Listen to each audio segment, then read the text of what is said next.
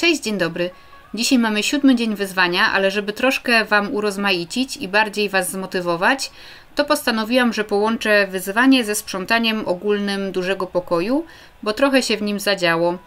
Wykorzystam również fakt, że córka poszła na mniej więcej godzinną drzemkę.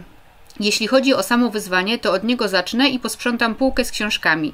Część książek schowam do innego miejsca i myślę, że wygląda to teraz zdecydowanie lepiej, ale to zobaczycie już niebawem. Jeśli chodzi o sam pokój, to zbiorę wszystkie rzeczy, które leżą nie na swoim miejscu i je odłożę. Ogarnę sobie najpierw podłogę, żebym się o nie nie potykała. Mój mąż rano po nocnej zmianie w pracy przyszedł z paczką i oczywiście dla dzieciaków to najlepsza zabawa, kiedy mogą sobie taką paczkę rozpakować. Stąd ten ogromny papier na kanapie. To tak w ramach wyjaśnienia. Trzeba posprzątać też ze stołu po śniadaniu, zetrzeć kurze, posegregować pranie i odkurzyć całą podłogę. Nie będę już jej myć, ponieważ zrobiłam to dzień wcześniej.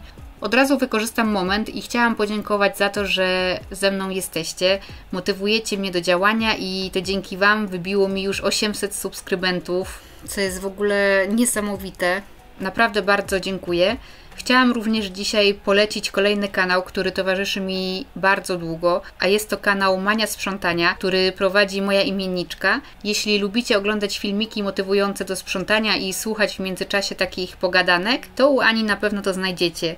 Mało tego, Ania ma ogromne serducho, szczególnie do zwierząt i czasem można posłuchać u niej o jakimś psiaku, który jest do adopcji, więc jeśli szukacie przyjaciela na całe życie, to możecie u niej podpatrzeć. Pozdrawiam Was z Spokojnej Niedzieli.